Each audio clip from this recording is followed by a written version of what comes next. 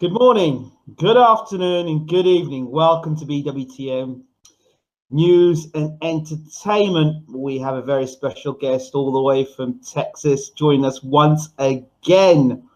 We have with us Brian K. Moore, or better known as Kenny Moore, the former manager of Destiny's Child. Kenny, how are we doing? I'm doing well, Ingram. How are you? It's great to be back. It's great to have you back on the channel.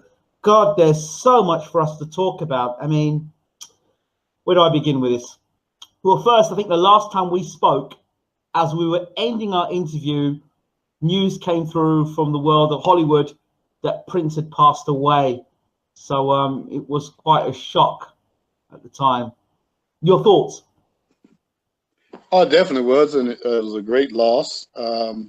One of my all-time favorites, no doubt. Probably I would think, the greatest musician that I've ever seen. And just a horrible loss. Okay, so for those people who are not acquainted to who you are, give people a rundown as to who you are. Wow, I haven't been asked that question in a long time now. Well, I'm Brian Kenneth Moore, former manager and co-creator of Destiny Child. Managed the girls from 1989 all the way to 1998, the beginning of the first album.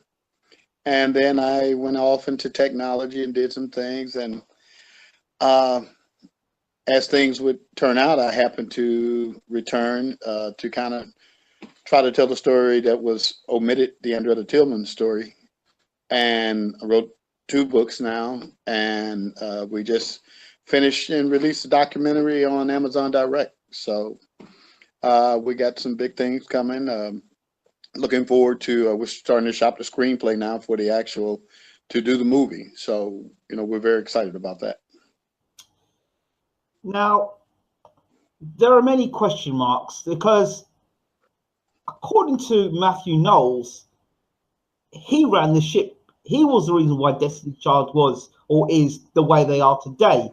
However, you've got a different opinion of this. Can you kind of say your side of the story? Well, I think the easiest way, without, trying to bash or anything like that, Matthew and I and the other members, the producers and things like that, we were a part of a team that Andretta put together. And she was the mastermind behind everything that happened. She was the mastermind by getting the contract, the Sony deal, and all the other deals. Matthew took over after she passed in 1997. And that's where really I think we differentiate, because he tells the story as if he started back in 1889 and 92 after the Star Search and things. But it was really Andretta's guiding and her vision that created Destiny Child. In fact, in the documentary that we've just done, we were privileged to, excuse me, privileged to get some footage from the Andretta Tillman estate, where it shows even back in the early 90s, Beyoncé, what you see her doing on stage now, she's doing then. And the girls were doing a lot of dancing, a lot of movement, videos behind the actual performance, the very thing you see today on Beyoncé shows. And it shows all the way back in 1992 that Andretta was guiding that, and she gave that foundation and showed them, the route. So we were just fortunate to be along for the journey. We learned a lot from her. And the way the story should have gone is that after she passed, Matthew picked up the mantle and ran with it and did a great job. So why is Andretta Tillman seems to be omitted from the actual history of Destiny's Child? Well, I think when it started originally, the girls never forgot, because their first award they ever won, they dedicated that award to Andretta. The first 2 albums, One Song Repeats, was dedicated to her. But I think after stardom came and started to grow a lot, that, you know, vanity kicks in. I mean, and that's a very delicate place. You know, a person don't think you're changing, but you actually are. And once vanity kicks in, then, you know, the story changes, and then you start to believe what you have said, and then 20 years later, you know, you're telling a completely different story. So we wanted to just correct the early years, correct how it really happened, who's really the mastermind behind it, and give her credit, long deserved credit that she has not received yet. Let's talk about the contracts and how great Andretta Tillman actually was, and why she was the founder or the establishing point for the girls' success, which then Matthew Knowles ran with after Andretta put all the work in. Well, the contracts, I mean, the documentary shows, and one thing we didn't want to do is have an opinion from just say me. So what we did was we gathered all the other artists that she had helped out of the Houston area. We gathered her family and different people that had firsthand experience, as well as the old original members of Girls Time, you know, Nick and Nina Taylor. And we just wanted to give a complete story of what happened, how it transpired. Nikki and Nina speaks for the first time of them leaving the group, going from it being a 6-girl group down to 4. We discussed Tamar Davis, who was on The Voice last year, you know, the impact it had on the girls, and LaToya Luckett coming into the group. So it's a lot of things that were discussed in the documentary. And as far as the contract, you know, it's just, you'll learn that Andretta was just the mastermind. I mean, a lot of the contracts, even a Sony contract, you know, in the end, had Matthew had to go look for the contracts. He didn't negotiate anything. He didn't have the contracts. And we actually have people there that he got the contract from talking about the transaction. So, I mean, the documentary, we just let it go and let it flow and let the truth come out. So, I mean, you know, as I say, you know, if you want to tell the story and take credit from, you know, the day she died in 1997, and you picked up the mantle then. But any credit before then, everybody was participants. She was the mastermind behind it. So what you're basically telling me and telling the world is that without an Andretta Tillman, there would be no Destiny's Child.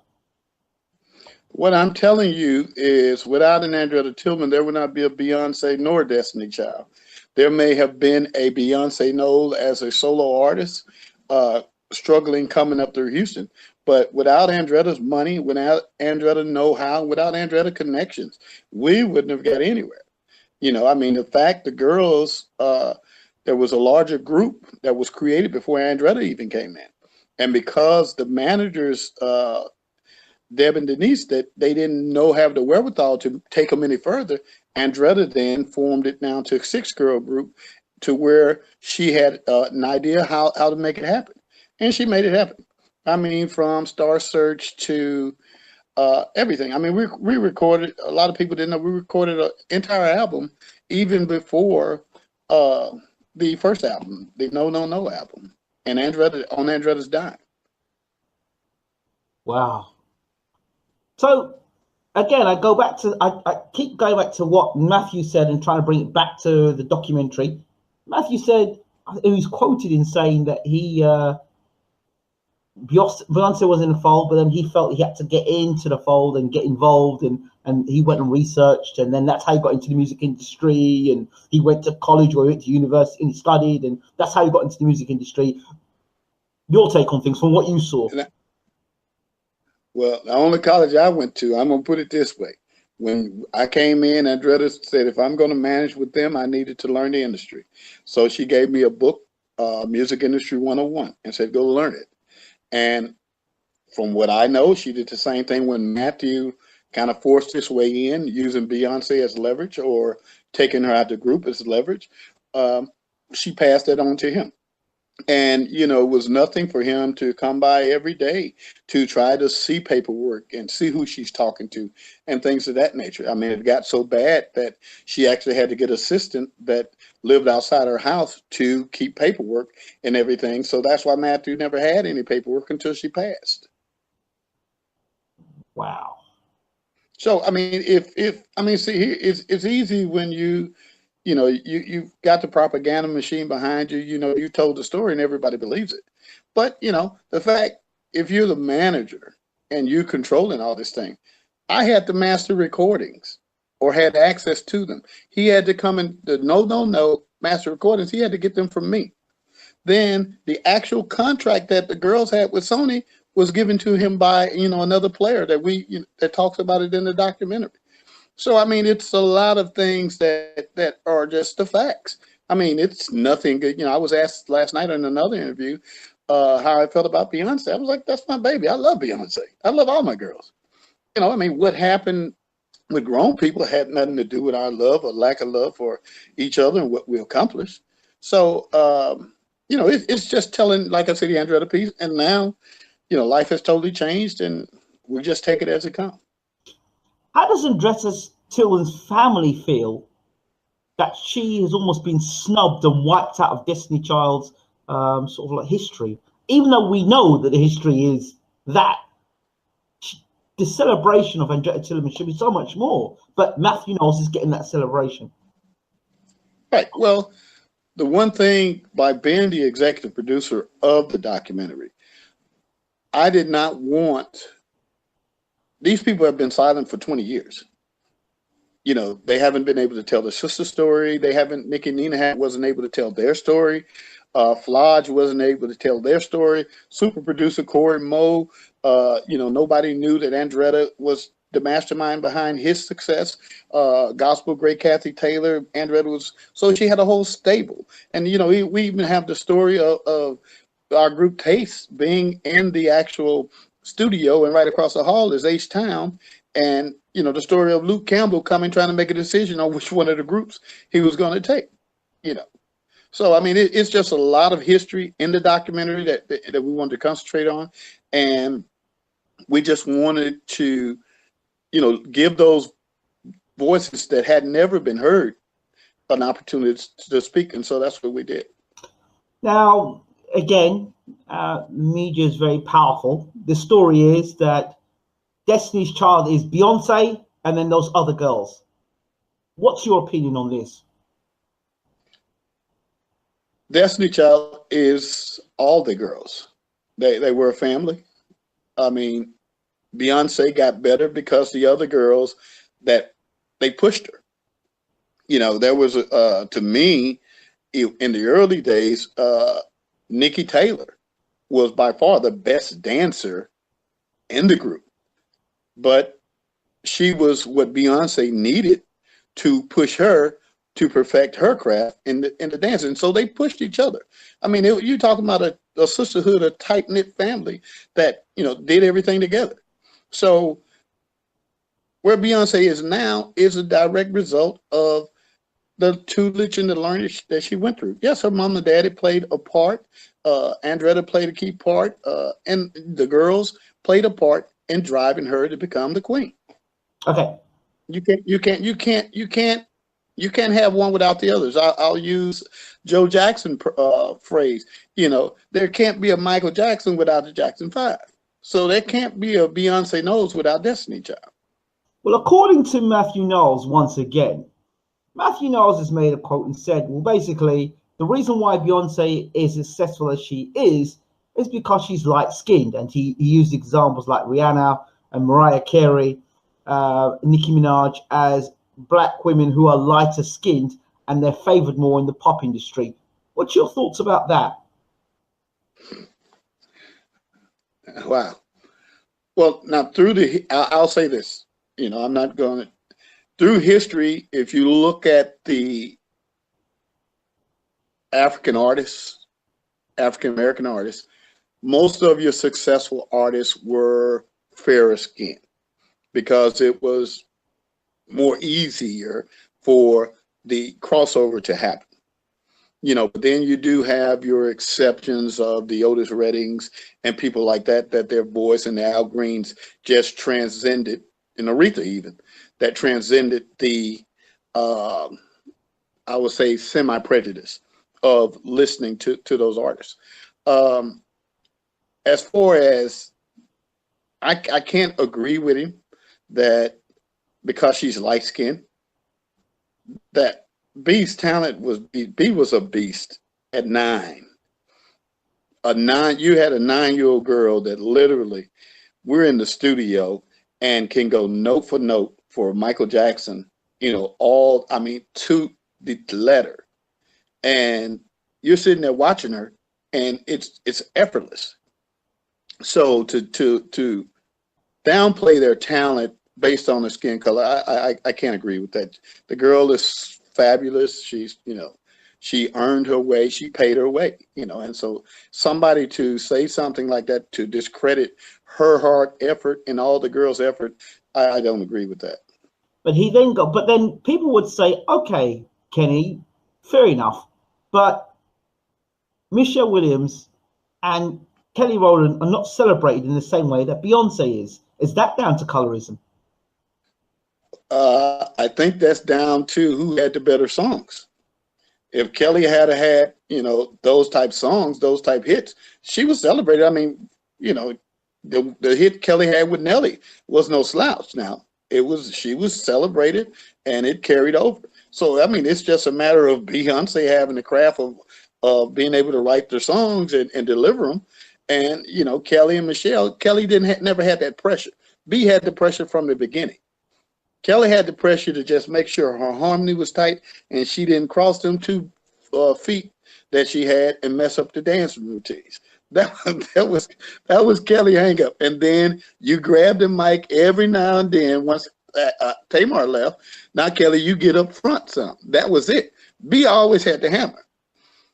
So now then to go and say, okay, I expect you, now to step out front into that main platform and be compatible to Beyonce when Beyonce, had done this her whole life, just like Michael and Jermaine.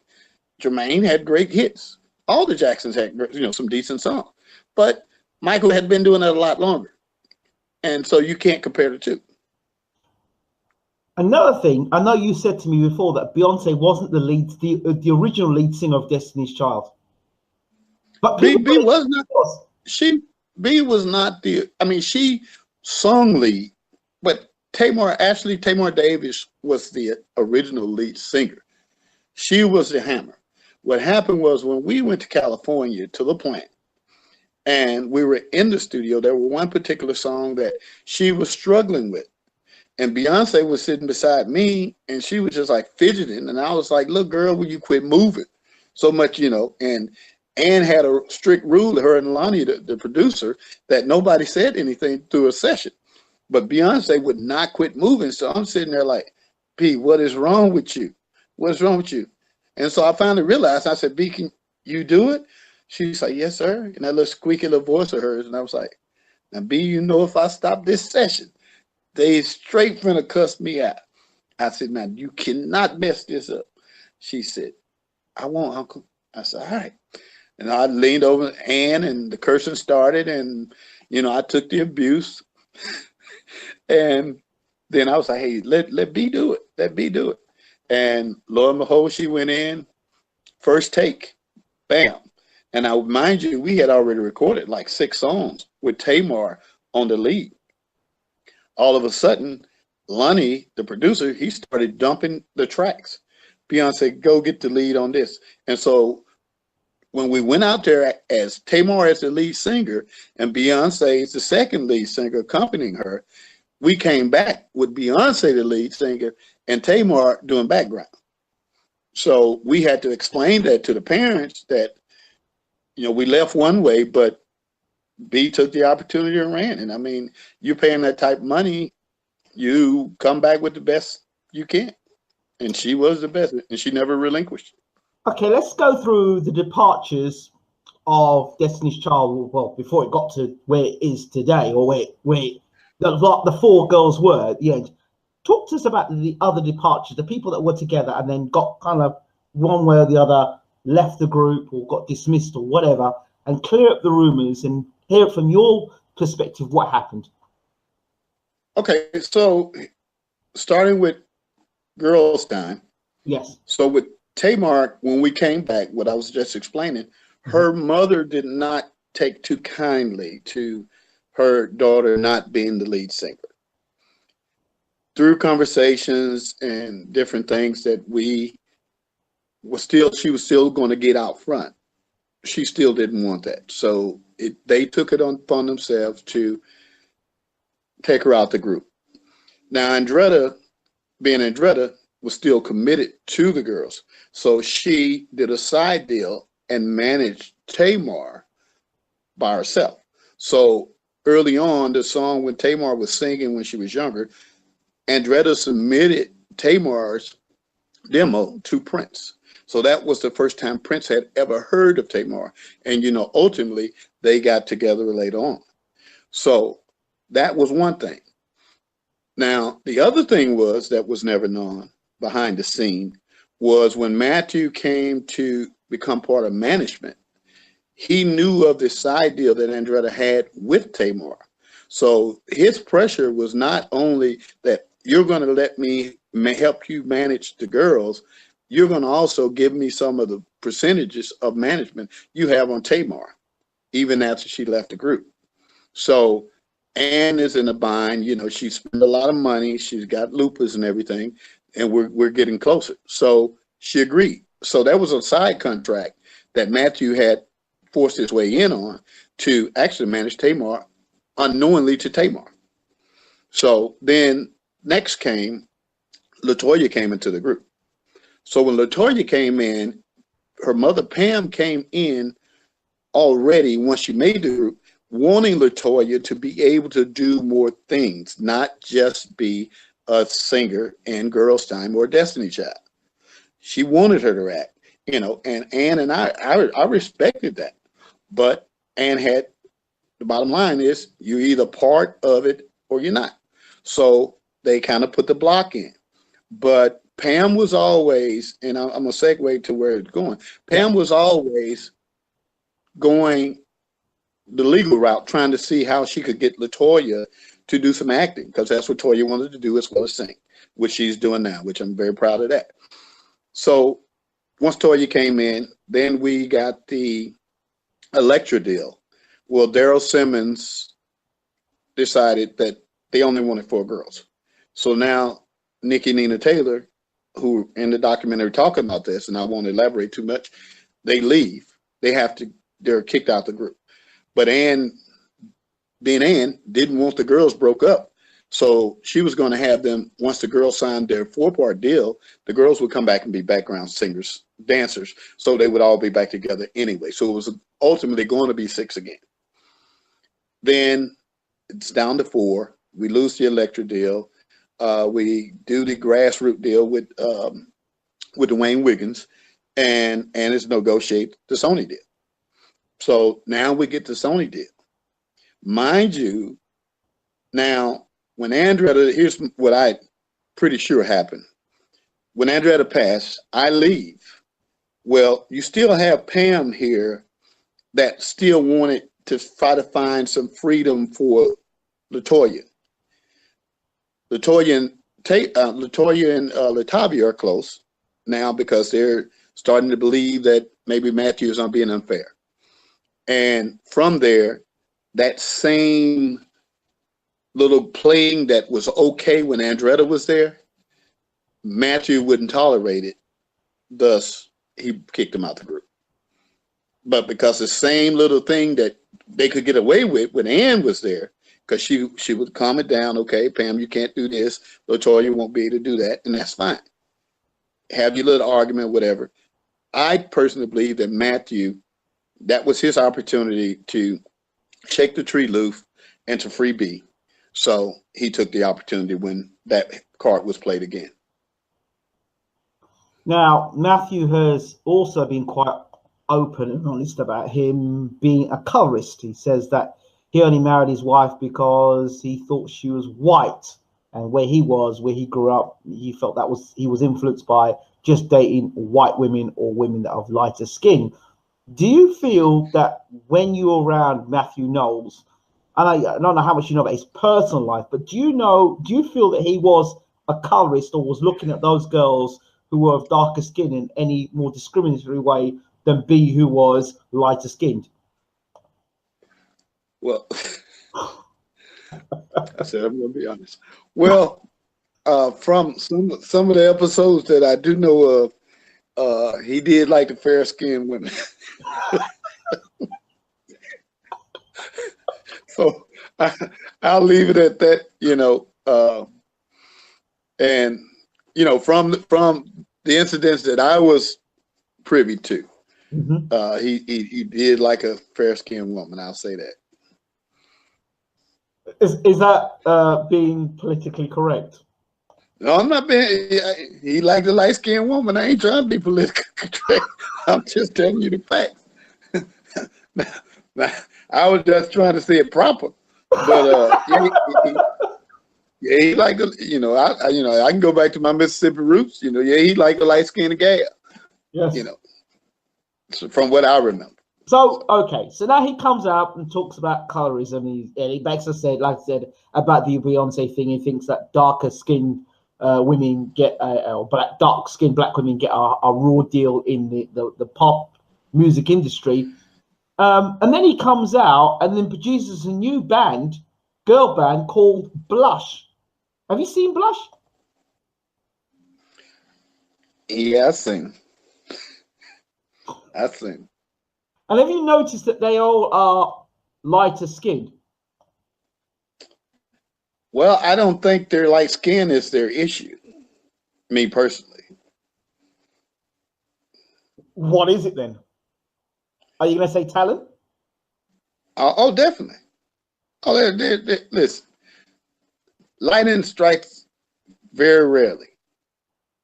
You can't have a formula that works and have the mad scientists to die off and then expect to be able to go recreate that.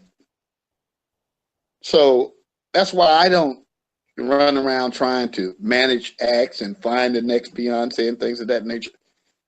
It was a formula, and I often say, and I proudly say, I mean, other than artists that were already established, who has he produced other than who Andretta had?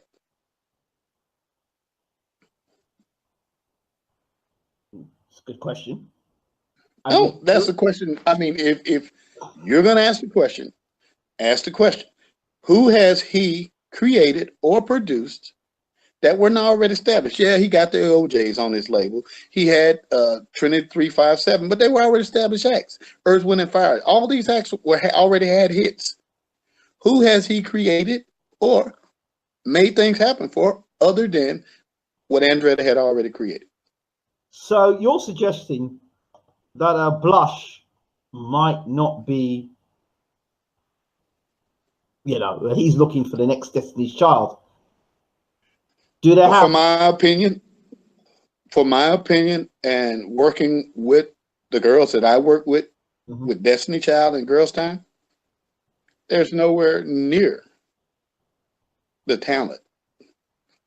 I mean, it's almost an insult to even mention them in the same name. That's just my opinion.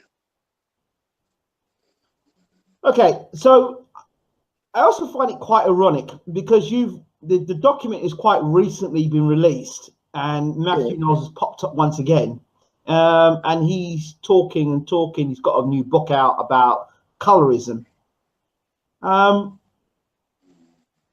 Do you think that he's trying to once again, almost by him coming out and being so vocal, that he's kind of like trying to keep himself, I don't use the word relevant, but keep the dream alive that he was the one behind Destiny's Child? So he comes out every so often and says, yep, it's me. I'm the guy behind it. Look at me. I've got a book coming out. I've got a band here. Look, I can produce, and I've got a book. This is me.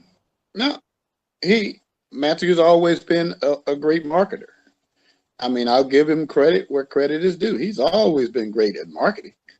So, I mean, if you see an upswell that's happening, what do?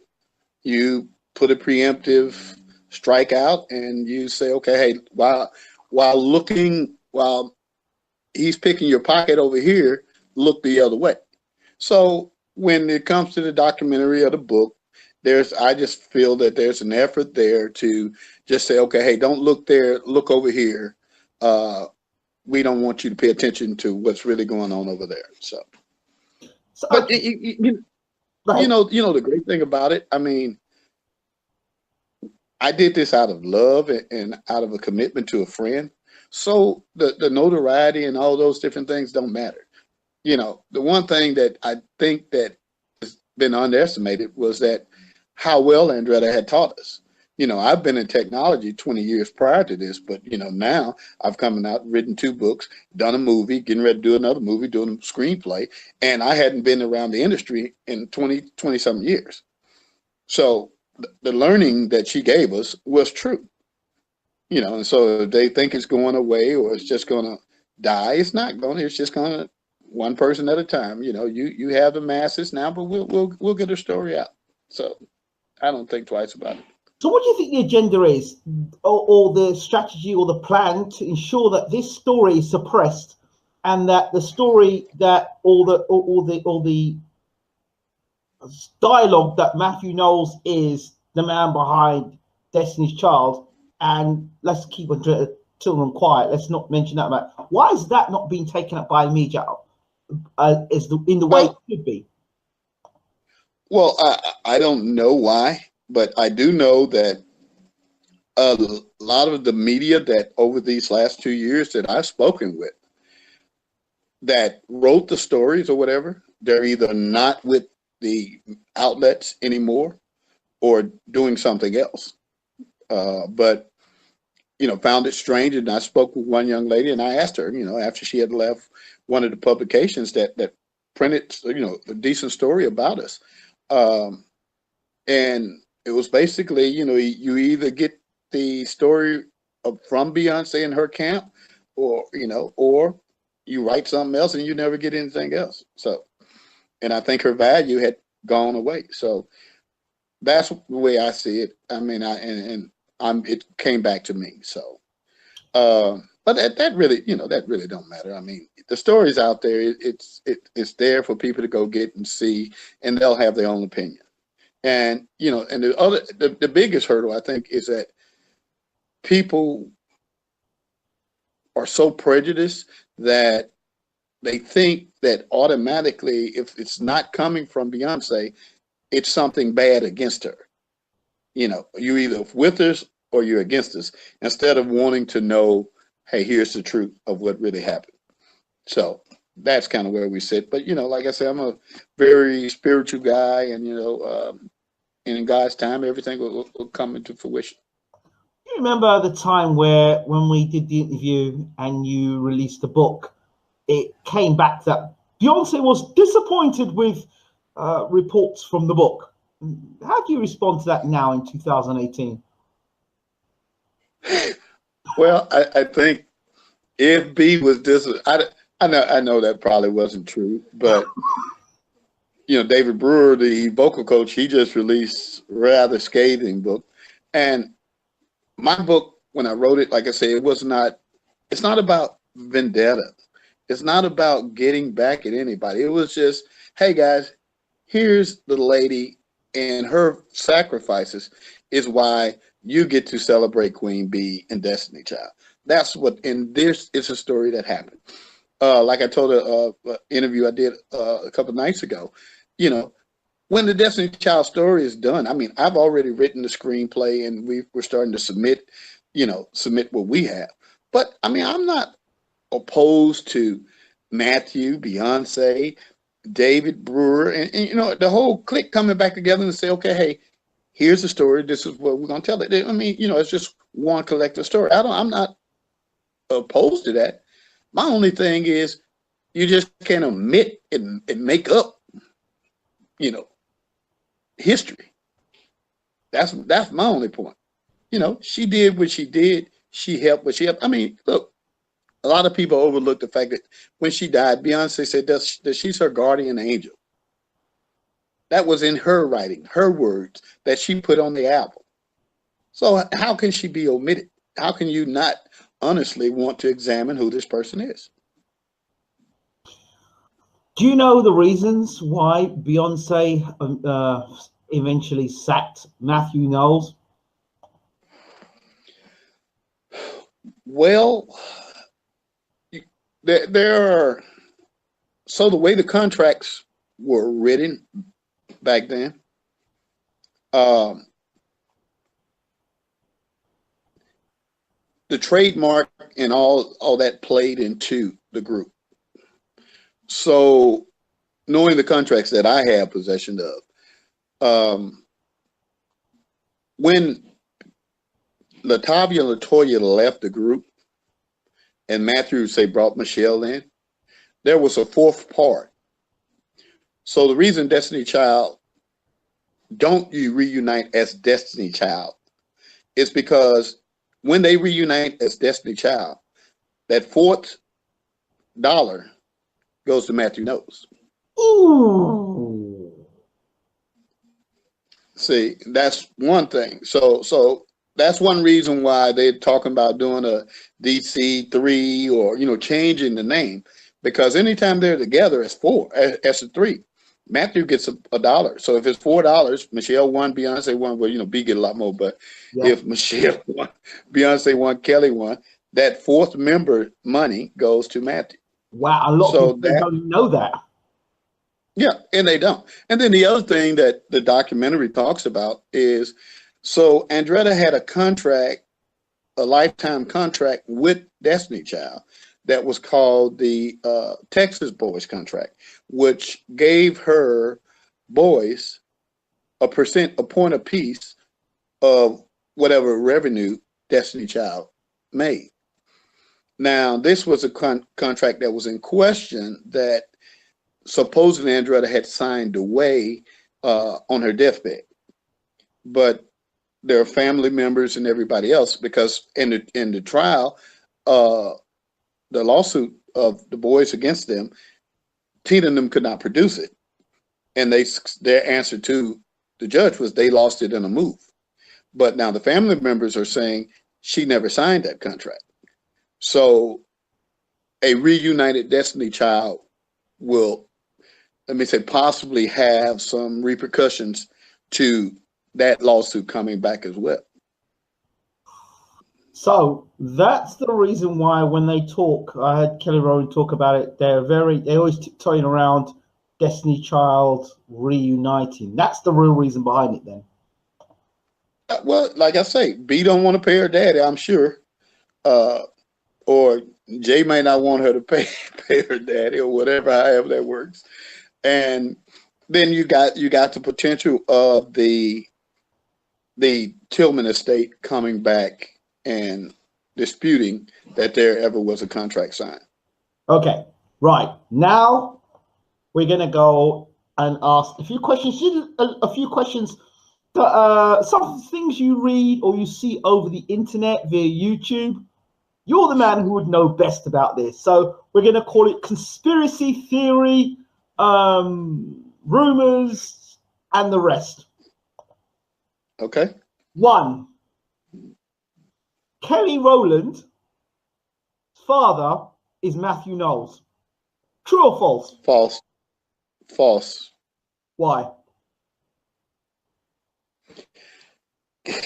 Well, Matthew and Kelly, Doris, they didn't know each other until the groups formed. So Kelly is nowhere Matthew's child. Okay. Not even close. Good. 2. And so here's the thing. Okay. When Kelly's mom left and moved to Georgia because of financial reasons, she did not leave Kelly with Matthew Knowles or Tina Knowles. She left Kelly with Andretta Tillman. And it wasn't until later on, and we were starting to have rehearsal at the Knowles house, that they talked Andretta into letting Kelly move over there. So that's how Kelly got there. Now the story's different. They're saying of the internet and say that Kelly Rowland was with Tina Knowles, and that's why she's like considered more of a mother to Kelly than Kelly's mother herself. Well, I with Doris being deceased, I don't know. Yeah. And you know, I wouldn't dare to. I mean, I love Kelly and Doris and Tina, and I'm not going to step in that one. Of course. All right, I can understand, obviously, respectfully. Okay, next one. Beyonce's father is not Matthew Knowles, but somebody else. Okay, these are rumors that are on the internet, and you are a man that so I'm asking you. Listen, you're going to have to ask Tina that one.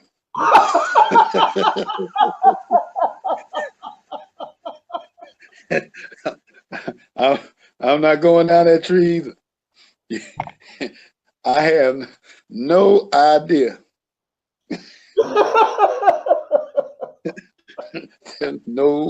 No, sir. I have no idea. Well, to the best of my knowledge, to the best of my knowledge, he is the father. Okay, let's talk contracts. Let's talk contracts, and let's talk close to home. Again, these are rumors or stories. That in terms of contracts, that people sign contracts and they're life contracts, and that they have to perform for the rest of their lives, and they're stuck to contracts forever. Is this true? And are there contracts like that out there, or is this all rumors?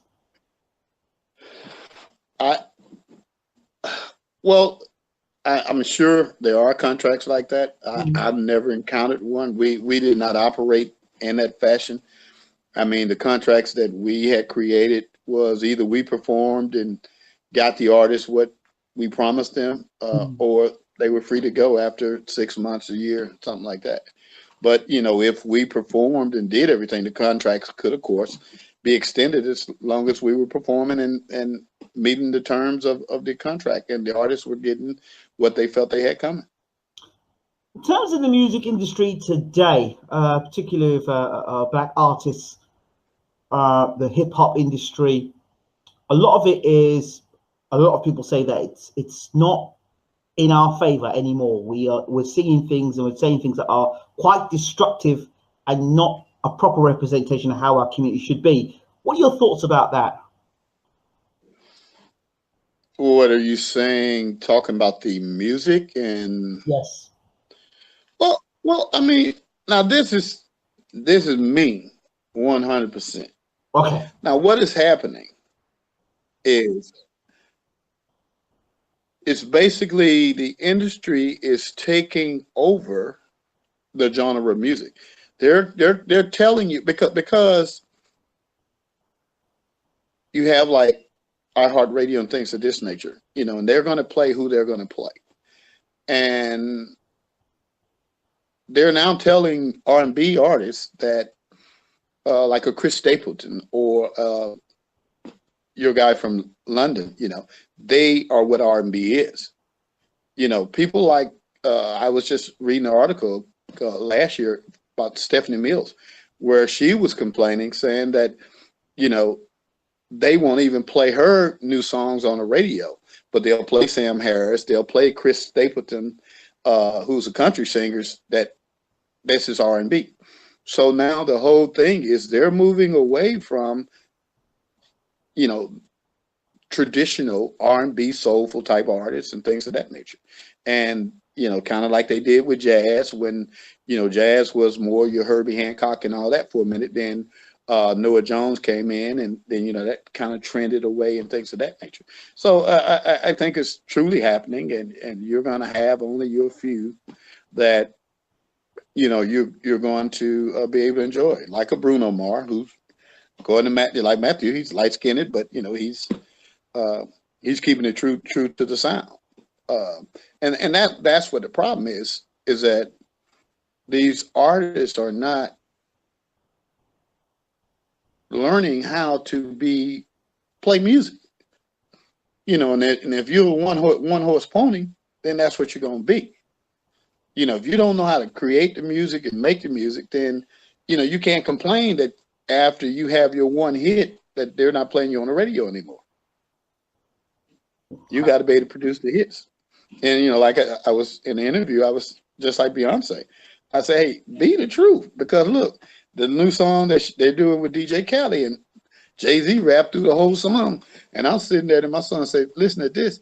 And then B comes on. And I was like, what Jay-Z even get on the track for? He gonna let the girl out rap him like that? You know?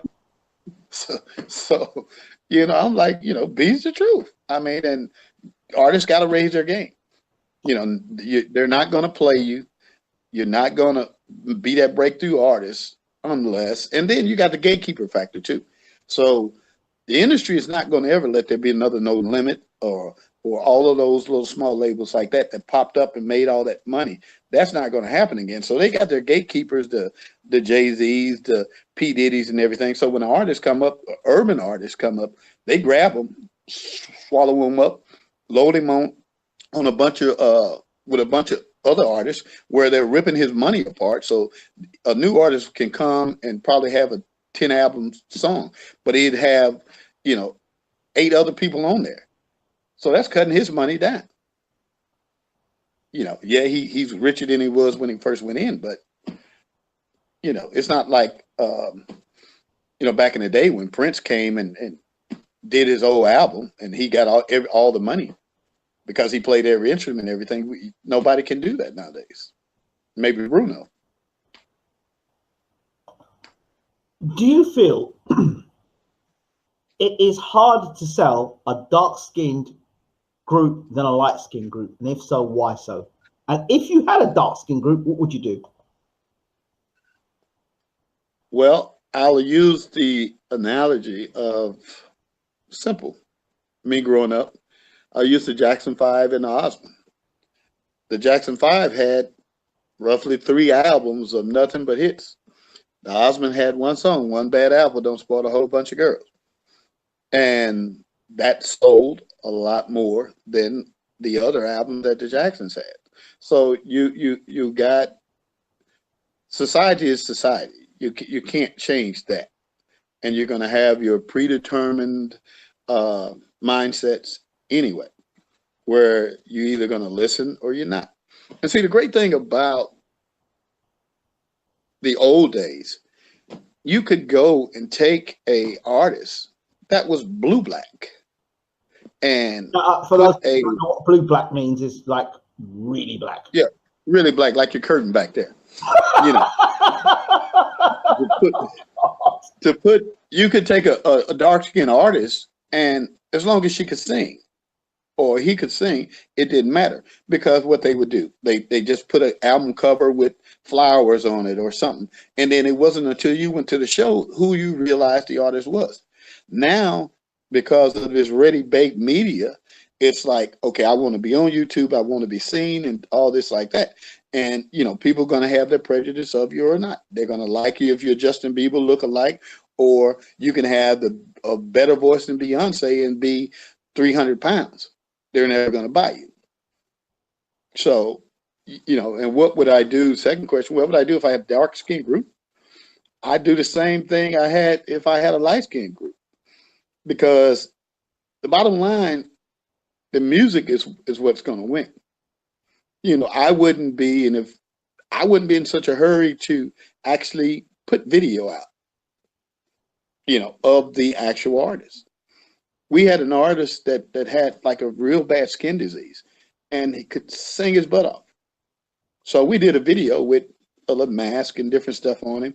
Nobody ever saw him. So they didn't know he had this horrible skin disease. Well, when they came to the show, he removed his mask, but the voice kept him there, you know, because they had fallen in love with the singing. So you have to be careful with, you know, how you're going to do that and how you pursue it. How effective do you think shows like The Voice and X Factor are? And are they helping the industry, or are they causing more damage to the industry? Well, like, to me, The Voice, I think it's the beginning of it started good. But if you're going to judge by the voice, judge by the voice, because the voice then turns into, oh, she's more attractive than this guy, or I don't like the way he looked. It becomes a, as well as the voice, it becomes a how do you look pageant.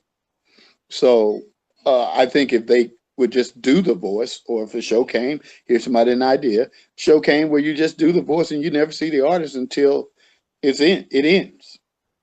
That'd be good. You know, then the artist would, it would truly be, you would fall in love with the artist, and it wouldn't be about how they look. Okay. Let's talk, in closing, let's talk about contracts, and how do you avoid yourself from the snares of, let's say, contracts that, inverted commas, you sell your soul. Talk to me about that. Well, I don't think, well, I don't know. Now, I don't know what they're doing signing with labels nowadays, because things have drastically changed. Okay. But if, for me, if I was an independent artist, I wouldn't sign a contract.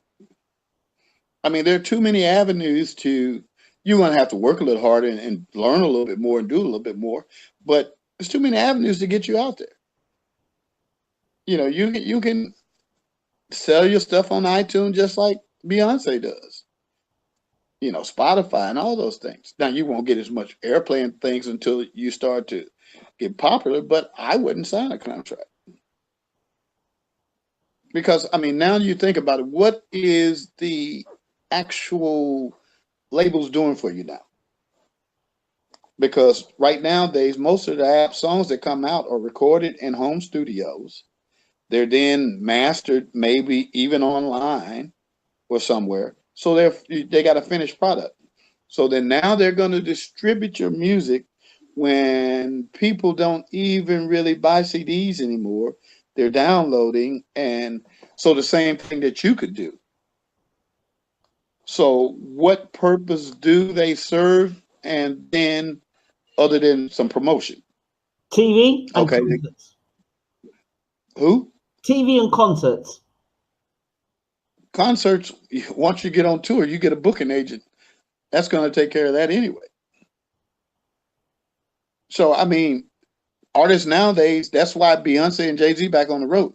You're not making much money at home too much, you know, with some streaming, yes, but not as much as you will on the road, and that you get to keep everything.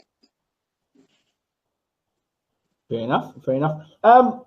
3 key points to any want-to-be artists. Your top 3 tips to them listening now. I would say be original. You know, and I tell my kids all the time, God made only one you. And can't nobody beat you being you. Now, you can be a good imitation of somebody else, but can't nobody beat you being you.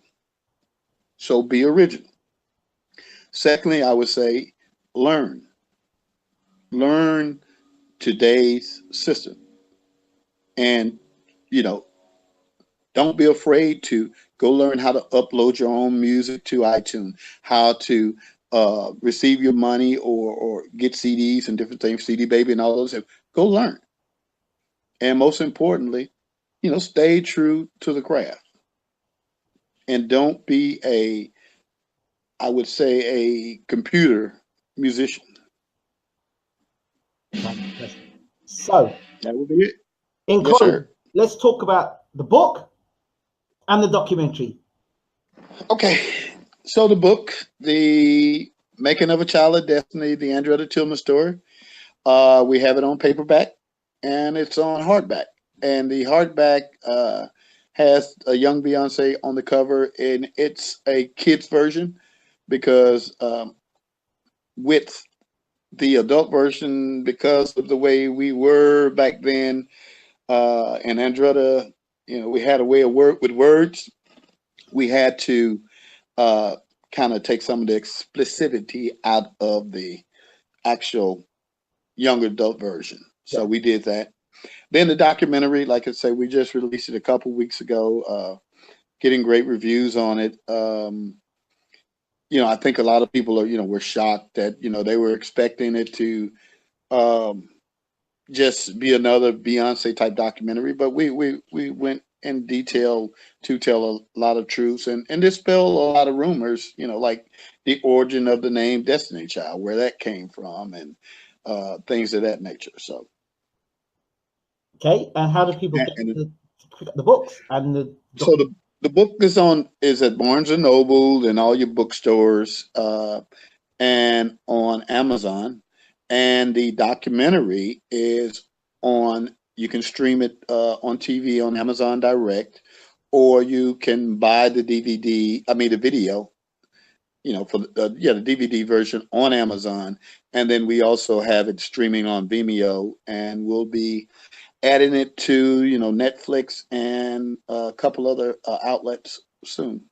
And like I say, we're finished with the screenplay, and we're in talks and looking for some feedback from the industry of not knowing where we're going to actually start filming, but we've met with investors and things like that that are interested in funding the actual story of the true story of Destiny Child. And so we're excited. We're excited. You know, we with a little train that could, you know, we've come a long way from our first interview a couple of years ago. Absolutely, we have indeed. One final point. Tell us something that we didn't already know or we don't know, and an exclusive. That we don't know about what? I don't know, something that you know that I don't know or I haven't asked you about, or you've been wanting to tell me. Just something. Top of your head. Something you don't know that you should know is that if you think the book and the documentary was juicy, wait for the movie.